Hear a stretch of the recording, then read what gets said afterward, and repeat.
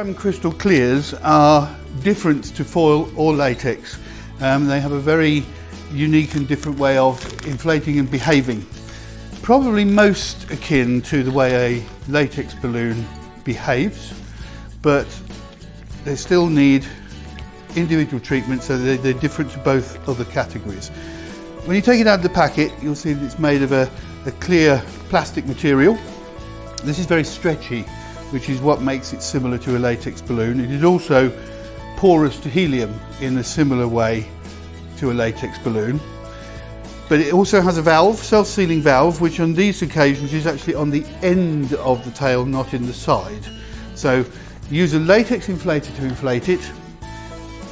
Open the valve by basically pinching between your finger and thumb and sliding like that, and you will then get a valve opening there that you can put your latex inflator in. You can use any latex inflator, trigger valve, push valve, flexi tip, anything that suits. Push it well in and hold firmly again so that all of the gas goes into the balloon, and then gently inflate. Now, on the pack, this is labelled as an 18 to 22 inch balloon. That is its inflation range. So the smallest you want to inflate it to is a diameter of 18 inches measured from side to side. And the comfortable maximum, although they will often go bigger if you want them to, but the recommended maximum is 22 inches from side to side. The Clearz Petites will go from 10 to 12 inches and behave in exactly the same way as these. So continue to inflate.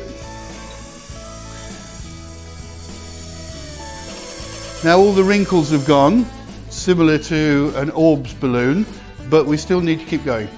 To get to the minimum of an 18-inch size, which is approximately there. So that's about the smallest that you want them to be.